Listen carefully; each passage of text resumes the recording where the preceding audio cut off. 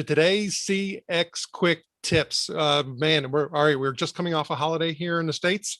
The day after Memorial Day. Many of us are busy getting ready for hopefully a very prosperous summertime, and then going into a very productive fall and preparing for a new 2022. But to do that, I think we always have to focus on things that are important, like the customer experience. And that's why I'm so excited to have Mike Wittenstein on the show today. Mike, welcome. It's good to be back with you, Jim. Okay, so now the CX Quick Tips, we're just 10-minute broadcast. We're going to get deep into a subject really quick. And today we're going to talk about how do you stay focused on the customer experience, because it's a battle for everyone with all of these distractions that we have, all of the things that we have to focus on. I mean, how do we do that? Because otherwise we're going to lose sight of it and things are going to fall apart.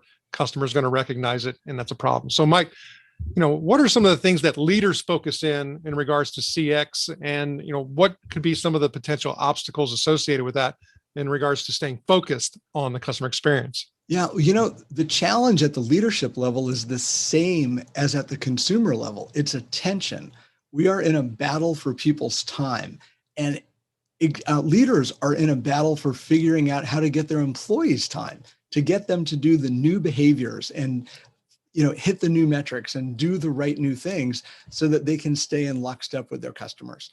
So traditionally, what I've seen leaders do is focus on their goals. You just imagine one of the leaders you've worked for before. My goal is that our division will blank, or our brand will do this or achieve that milestone.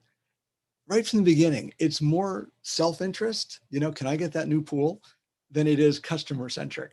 So that's one of the first things we need to work on, is to replace those internal goals, in my opinion, with what are the customer's goals. Because if you don't at least include that in the thinking, it's really hard to drive the behaviors, the focus, the new processes, the technology, and everything else that we're trying to cram into these summer months as we head into the fall and into next year.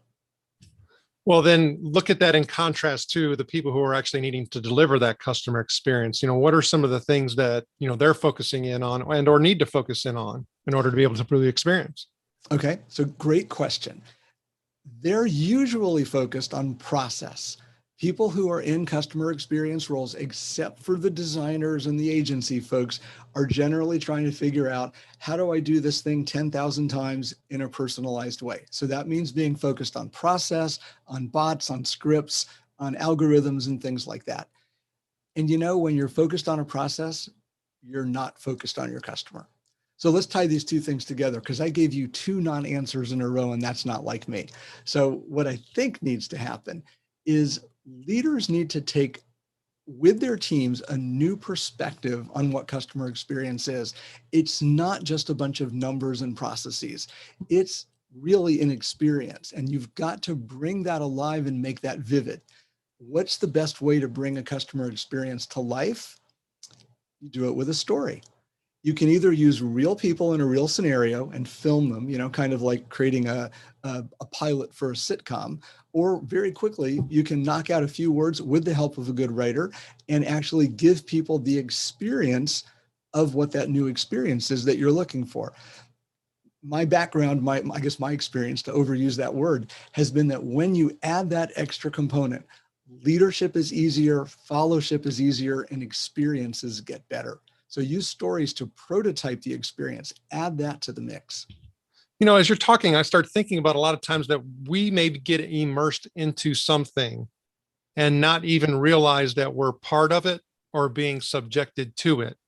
So I think that's kind of what you're talking about, is sometimes we just get so lost into, let's just say, task, that oftentimes we don't see the connection and how we may even be contributing to positively or negatively to the experience. Exactly. So as we emerge from this pandemic, hopefully, it's really important to reframe where you're going and why. Customers are looking for new outcomes of value. They want new experiences. They want to know that what you're going to do for them is right. They've got more choices than ever before. So it's a great time to get refocused on what exactly is it that we're doing. And one of the best lenses that we have is the experience itself. If you can show employees what it's like to be a customer, they get it.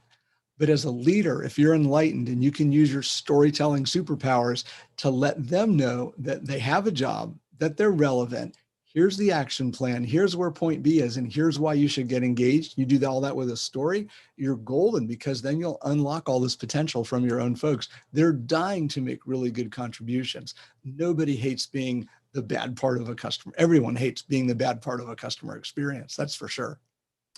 Okay, so then I start thinking about trying to find somewhat of a balance between, being consistent in regards to the story so that it becomes top of mind, but then also not becoming stale, right? It's like, oh my gosh, here we go again, right? Yeah. It's getting boring, so I mean, how do we make sure that we're, looking at different viewpoints and different perspectives and keeping, people engaged so that it stays top of mind and we can stay focused on the customer experience? Am I just now going to be doing story after story after story? Or, I mean, what does that look like? The story for each person in the organization is a little bit different. Now, I'm not saying if you have 10,000 employees that you need 10,000 stories, but you might have 100 different stories that need to be told around a major transformation, like a digital transformation. You've got people at all different levels, all different positions with regard to the customer, et cetera. So the grand narrative stays the same, but the individual expressions of what that story is are the ones that modify.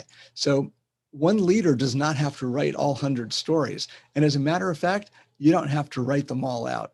You basically need a story arc, like a little direction for the script to go. And you let everybody discover for themselves what their role is. At Story Miners, one of the things that we practice is never to go 100% of the way. That sounds kind of weird because you want 110% from all your people and your best vendors.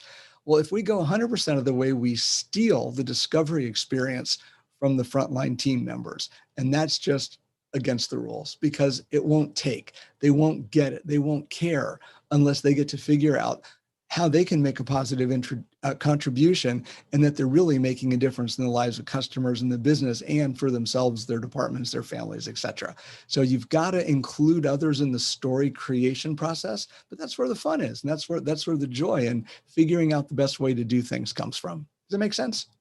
Well, yes, and it's starting to come a little bit more clear for me. So oftentimes, if you look at, a book, it's, in chapters. Movies follow that same type of path. I mean, whether you want to, I don't think you should call them scenes. Maybe you are calling them narratives. Yeah. And what is the common thread that pulls them through? I mean, we've all are familiar with certain movies. We've seen them more than once because we really like them. But you talk about story arc, that is something that's quite common across all different types of stories, isn't it? Yeah, a story arc is nothing more than a sequential plot.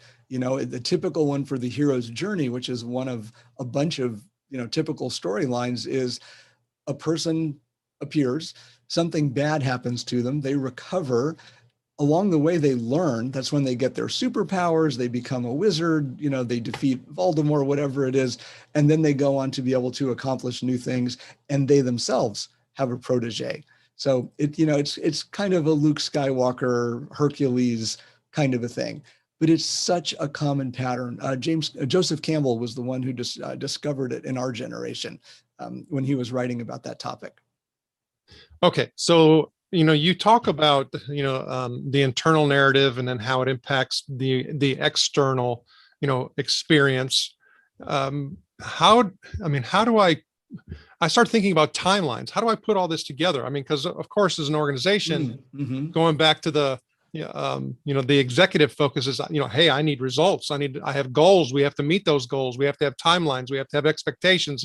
How long is it going to take? All of those things. How do I start thinking about this from a timeline perspective? You don't.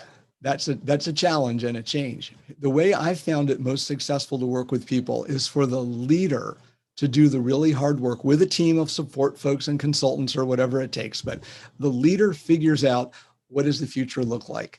Not just in terms of goals, but in terms of day-to-day activity. So I'll give you an example of one that we did. This is almost like 11 or 12 years ago. It was for a management consulting company, and they were deciding whether to buy or build a practice management system. When practice management systems were brand new and there were only 2 of them on the market. So they could go with whatever the standard version was, or they could build one of their own at huge expense because it would be all custom software. So we created a fictional person. We called her Lindsay. And Lindsay was an established consultant working for another firm. She got recruited over to this one. And this is what a day in her life was like.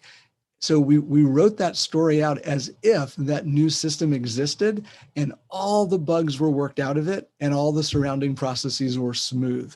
By putting people into that positive possibility for the future and then describing what happens to Lindsay, the hero in the story, everyone was able to see what that software meant, what it could do. They could make their own decisions about was it right for them and would they be happy in that kind of a future. Does that help, or is it still a little vague? Because I can add more detail. Well, no, it's actually coming a little bit more clear. And I think the important, point is for us, is how do we carry that into what we do each and every day? What can I do today? Yeah. So it takes a little bit of hard work to do that. But when you've got your story, you ask people, you review it with them. You ask them questions like, where do you see this fitting in? Where do you see fitting in? What do you think we might see as challenges when we roll this out? Where do you think things might be better? What would you like to do? What part of this would you like to focus on? So you basically, once you've crafted this picture of the future and you've made it so clear and you've really thought it through and you've got your operations and your tech and your people and your process kind of lined up, you ask for their reactions for their improvements. And that's exactly what they'll give you. They'll tell you where the warts are. They'll tell you what they want to work on and how they want to lean into it. And by the way, you can replicate that process over and over and over in different departments in the organization. And you can also work it up and down the proverbial ladders, if you like, because it's fascinating when people in different groups and at different levels of seniority get to talk with each other in a safe space about a future that they're trying to create together. So we got to be explorers. Mike Wittenstein, thanks for taking us on that journey. So Mike, how can the CX Quick Tip listeners get in touch with you? Sure. Everything you need to know at storyminers.com, STORYMINERS. And remember, your strategy has a bigger story. Mike Wittenstein is also a frequent contributor to CX Global Media. And Mike, thanks for sharing your knowledge and wisdom. And we wish you the very best. All the best. Take care.